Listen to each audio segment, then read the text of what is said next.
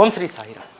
బాబా ఇచ్చేటువంటి అనుభవాలు ఎంత అద్భుతంగా ఉంటాయంటే, మనము ఎక్కడ ఉన్నా, ఎక్కడ సంచరిస్తున్నా, ఏం చేస్తున్నా ప్రతి క్షణం కూడా ఒక అద్భుతమైనటువంటి అనుభవాన్ని బాబా ఇస్తారనడానికి ఈ కార్యక్రమము ఒక నిదర్శనం. ఈరోజు కలిగినటువంటి ఈ అద్భుతమైనటువంటి అనుభూతిని మీ అందరితో పంచుకోవాలని చెప్పి వెంటనే కార్యక్రమాన్ని చెప్పాలని చెప్పి నిర్ణయం చేసుకున్నాను. మన తెలుగు రాష్ట్రాల్లో 30వ తేదీ ఏకాదశిని జరుపుకున్నారు. ఇక్కడ 31వ తేదీ ఏకాదశిని జరుపుకున్నారు. 31వ తేదీ పరిక్రమణ అయిపోయిన తర్వాత, ఇక్కడ పనులన్నీ అయిపోయిన తర్వాత వచ్చి కాసేపు ఎందుకో విఠల్ మందిరంలో సేద తిరగడము ఒక ఆనవాయితీగా వస్తూ ఉంది. ఆ కనెక్టివిటీ ఏమిటి అనేటువంటిది ఈరోజు అద్భుతమైనటువంటి అవగాహన నాకు కలిగింది. ఇక్కడ వచ్చి కూర్చోగానే పాండురంగ విఠలుడి యొక్క అలంకరణ పూర్తయిన తర్వాత ఆ పండిట్జీని నేను ఇక్కడ ఎప్పుడూ చూడలేదు. సాధారణంగా లక్ష్మణ్ మామ కుటుంబ సభ్యులు మాత్రమే నాకు పరిచయము.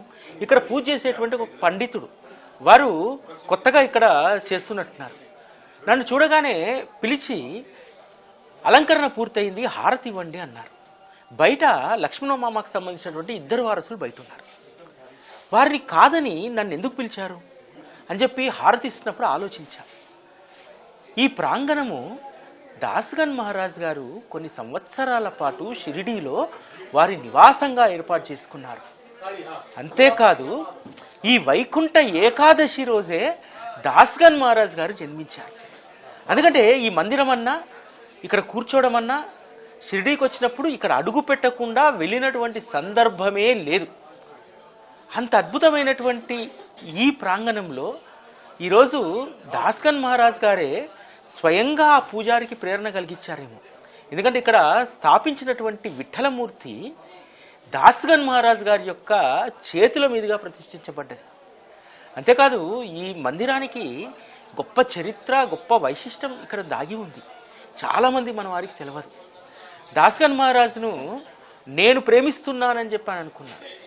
కానీ దాస్గన్ మహారాజు తనను అభిమానించేటువంటి వాళ్ళను ఎంత ప్రేమిస్తారు అనడానికి ఇదొక నిదర్శనం అన్నమాట. ఎందుకంటే వైకుంఠ ఏకాదశి శ్రీ దాస్గన్ మహారాజ్ యొక్క జననం. ఆ జన్మదినాన ఆయన ప్రతిష్ఠించినటువంటి పాండురంగ విఠలుడికి అన్ని ఉపచారాలు జరిగిన తర్వాత, అలంకరణ పూర్తయిన తర్వాత వారు నా చేత హారతి ఇప్పించడం నేను ఎంత గర్వంగా ఫీల్ అయ్యానంటే,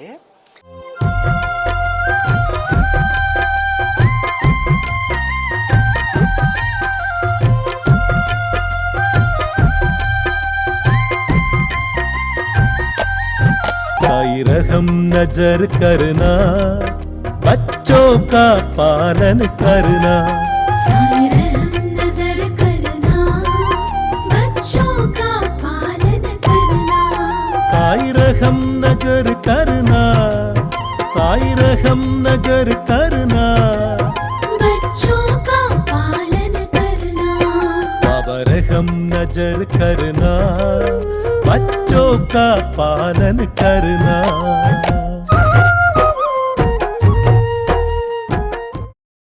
దాస్గన్ మహారాజు ఆ పూజారిలో ప్రేరణ కలిగించి ఆయన పుట్టినరోజు రోజు ఆయనకు ఎంతో ఇష్టమైనటువంటి పాండురంగ విఠలుడి పైన ఉన్నటువంటి మమకారాన్ని, ప్రేమను, ఇష్టాన్ని చంపుకోలేక సద్గురువు పైన ఉన్నటువంటి ప్రేమకు పాండురంగ విఠలుడి యొక్క భక్తి అడ్డు కాకూడదని ఆయన ఎంత అద్భుతమైనటువంటి పాట రాసుకున్నారు.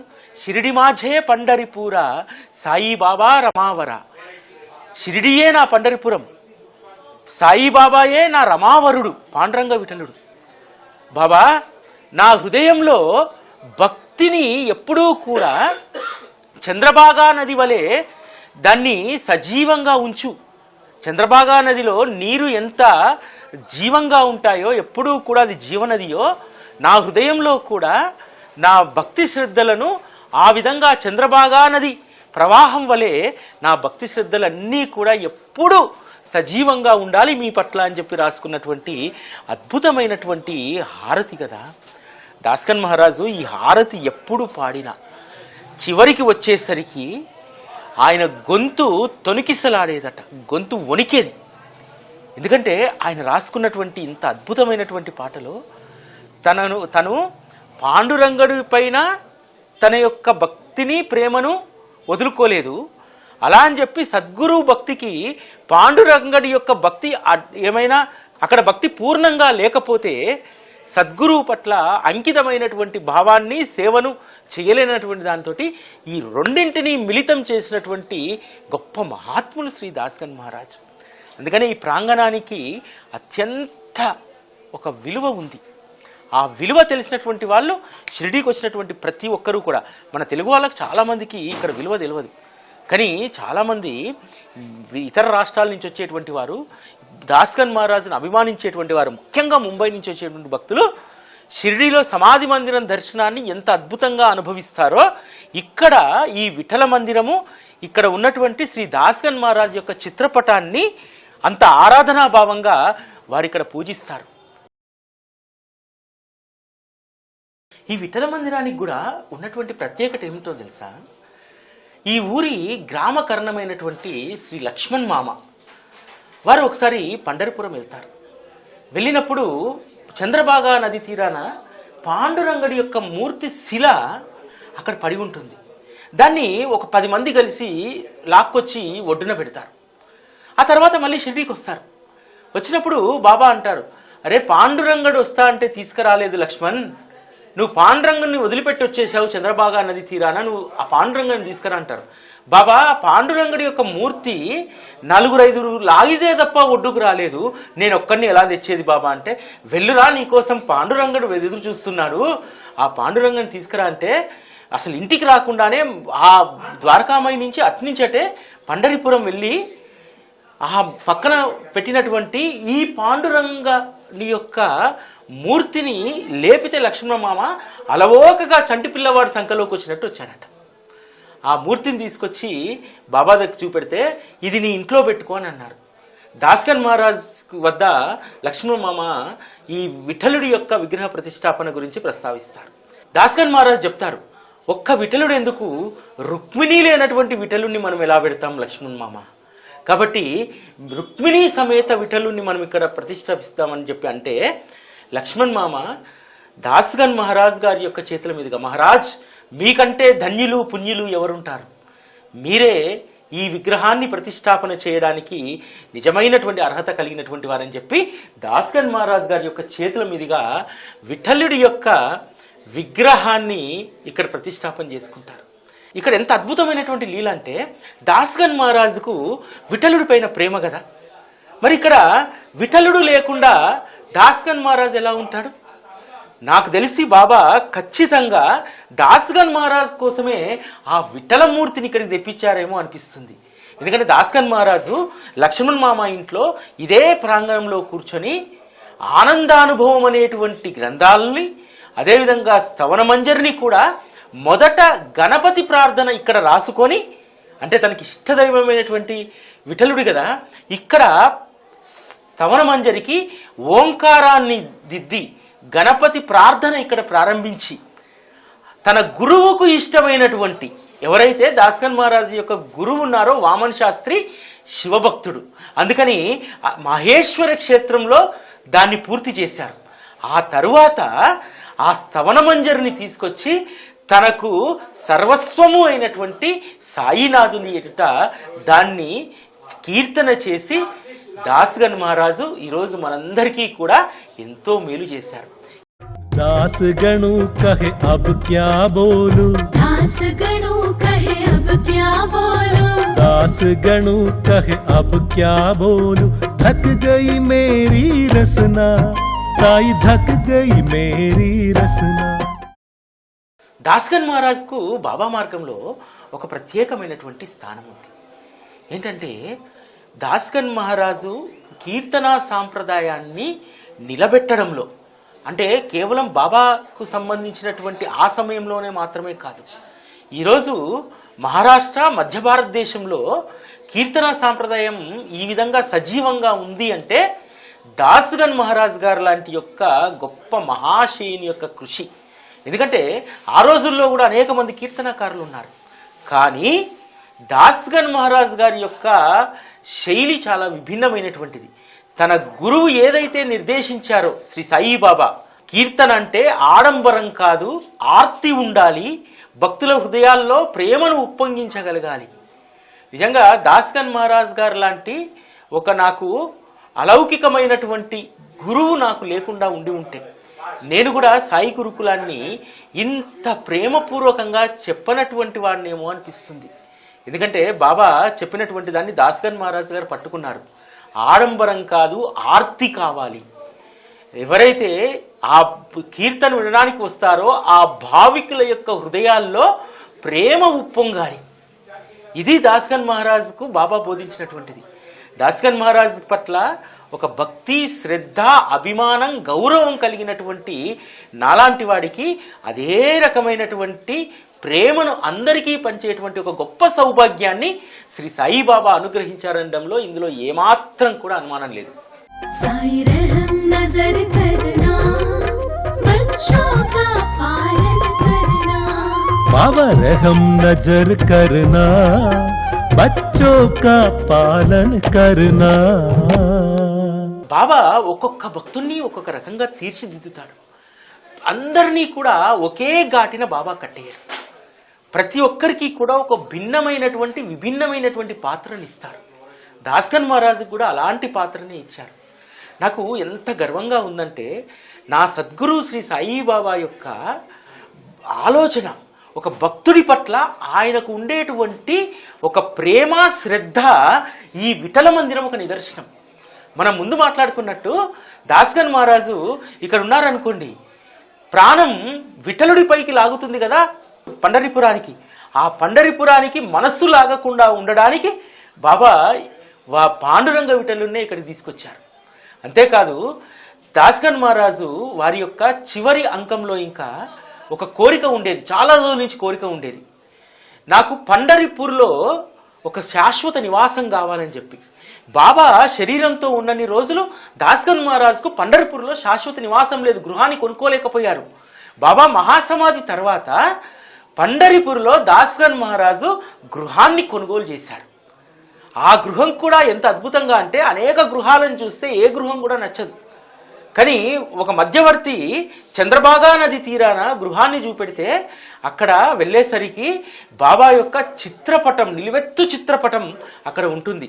అక్కడ పనిచేసినటువంటి మమలద్దారు ఆ లారీలో ఆ చిత్రపటం పట్టకపోతే తర్వాత వచ్చి తీసుకెళ్తా అని చెప్పి అక్కడ పెట్టారు. సంవత్సరాలు గడుస్తూ ఉన్నాయి, కానీ ఆ చిత్రపటం అక్కడే ఉంది. ఆ చిత్రపటాన్ని చూసి దాస్గన్ మహారాజ్ అవాక్కైపోతాడు. ఆనంద పారవశ్యం వారిలో వెలువరిస్తుంది. బాబా, నాకంటే ముందు నువ్వు ఇక్కడ వచ్చి ఉన్నావా, నా కోసం ఈ ఇంటిని నువ్వు సెలెక్ట్ చేసావా అని చెప్పి ఆ గృహాన్ని వెంటనే, తనకు కొంత భారమైనప్పటికీ కూడా వెంటనే కొనుగోలు చేస్తారు. అంత అద్భుతమైనటువంటి అనుభవాలను బాబా ఇచ్చారు. మనకు ఏది కావాలో, మన మనస్సు ఏది కోరుకుంటుందో, దాస్గన్ మహారాజ్ యొక్క మనస్సు పండరిని కోరుకుంటుంది. అందుకనే ఆ పండరినే షిరిడిలో కొలువు చేశారు. శ్రీ దాస్గన్ మహారాజ్ రాసినటువంటి షిరిడి మాఝే పండరిపుర సాయిబాబా రమావర అనేటువంటి ఆ గీతాన్ని సాక్షాత్కరింపజేయడానికి ఇక్కడ విఠలుని తీసుకురావడం జరిగింది. ఎంత అద్భుతమైనటువంటి ఆనందం. అదేవిధంగా వైకుంఠ ఏకాదశి రోజు దాస్గన్ మహారాజ్ గారి యొక్క జన్మదినం కదా. ఈ జన్మదినం ఒక ప్రత్యేకం వారికి. ఈ జన్మదినాన వచ్చి చూసేసరికి ఎప్పుడూ కూడా ఇక్కడ విఠల మందిరంలో దాస్గన్ మహారాజు యొక్క చిత్రపటం ఉంటుంది. ఈరోజు ఆ చిత్రపటం లేదు. ఆ చిత్రపటం ఏమైందని చెప్పి అడిగాను. ఈరోజు దాస్గన్ మహారాజు యొక్క జన్మదినం కదా, ఆ చిత్రపటాన్ని సంస్థాన్ వారు తీసుకెళ్ళి ఆ చిత్రపటం ముందు శ్రీ సాయినాథ స్థవనమంజరి పారాయణ చేశారనగానే నా హృదయం పులకరించిపోయింది. దాస్గన్ మహారాజుకు సంస్థాన్ ఇచ్చేటువంటి గౌరవం, నిజంగా సాయి భక్తుల్లో దాస్గన్ మహారాజు అందుకున్నటువంటి పూజనీయమైనటువంటి నీరాజనం ఇంకెవ్వరూ కూడా అందుకోలేరు. అంత అద్భుతమైనటువంటి జీవితం. ఎందుకంటే సద్గురువు మలిచినటువంటి జీవితం కదా. నేను ఎప్పుడూ చెప్తూ ఉంటాను, బాబా మార్గంలో 2 జీవితాలు ఉంటాయి. బాబా వద్దకు రాకముందు ఒక జీవితం, బాబాను చేరుకున్న తర్వాత మరొక జీవితం. దాస్గన్ మహారాజుకు కూడా 2 జీవితాలు. పోలీస్ కానిస్టేబుల్తో పాటు రసవత్తరమైనటువంటి లావణీల రచయిత, అక్కడి నుంచి టర్న్ చేసి బాబా గొప్ప సంత్ కవిగా, ఆధునిక మహీపతిగా తీర్చిదిద్దారు. दास गणु कहे अब क्या बोलूं, दास गणों कहे अब क्या बोलूं दास गणों कहे अब क्या बोलूं थक गई मेरी रसना साई थक गई मेरी रसना మందిర పూజారి దిలీప్ కులకర్ణి గారు ఉన్నారు. వారిని అడిగి మరిన్ని విషయాలు మనం తెలుసుకుందాం. సాయిరామ్. साईराम। आज वैकुंठ एकादशी है, दासगण महाराज का जन्मदिन है. इधर क्या है, आज क्या पूजा करें? आज एकादशी है।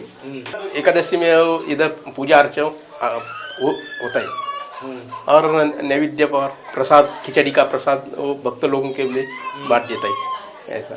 और इसे आरती अपने हाथ से आरती हो गया आज। बहुत बड़ा योग याद, आप बहुत बड़ा भाग्य आपका। धन्यवाद। और ये जो मूर्ति दास अपने ये मंदिर के जो पूजा मालिक है वो पंढरपुर गए थे।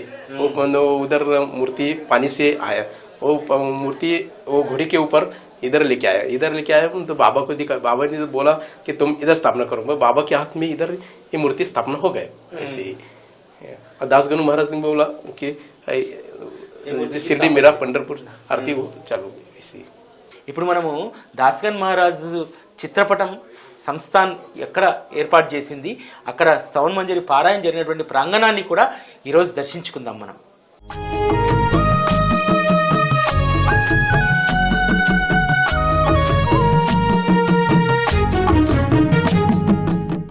శ్రీ దాసగన్ మహారాజ్ గారి యొక్క జయంతి సందర్భంగా, అదేవిధంగా ఈరోజు వైకుంఠ ఏకాదశి సందర్భంగా దాసగన్ మహారాజు యొక్క చిత్రపటాన్ని, ఈ చిత్రపటము విఠల్ మందిరంలో ఉంటుంది. విఠల్ మందిరంలో ఉన్నటువంటి చిత్రపటాన్ని సంస్థాన్ ఇక్కడ శతాబ్ది మండపంకు తీసుకొచ్చి వారికి ఇక్కడ విధిపూర్వకమైనటువంటి పూజ, బాబాతో పాటు దాసగన్ మహారాజు కూడా విధిపూర్వకమైనటువంటి పూజను చేసి ఇక్కడ వారి చిత్రపటాన్ని ఇక్కడ ఉంచి స్తవన మంజరిని పారాయణ చేయడం జరిగింది. ఇదొక అద్భుతమైనటువంటి సందర్భం. దాసగన్ మహారాజు గారికి బాబా మార్గంలో ఉన్నటువంటి ఇంపార్టెన్స్, వారికి సంస్థాన్ ఇచ్చేటువంటి గౌరవానికి సూచిక ఈరోజు ఇక్కడ జరిగినటువంటి పారాయణ. కొత్త సంవత్సరంలో బాబా సాయి గురుకులం ప్రస్థానాన్ని ఒక కొత్త పందాలో నడిపిస్తున్నారు. బాబా ఎందుకు షిరిడీలో 10వ తారీఖు వరకు ఉంచారు? బాబా అత్యధిక సమయం నా జీవితంలో షిరిడీలో 13 రోజులకు పైగా ఉండడం అనేటువంటిది ఒక అద్భుతమైనటువంటి సందర్భం. ఈ సందర్భంలో షిరిడీలో నా దృష్టికి వచ్చినటువంటి నా అనుభవాలన్నీ కూడా ప్రతిరోజు మీ ముందు ఆవిష్కరించేటువంటి ప్రయత్నం చేస్తాను. ఓం శ్రీ సాయిరామ్.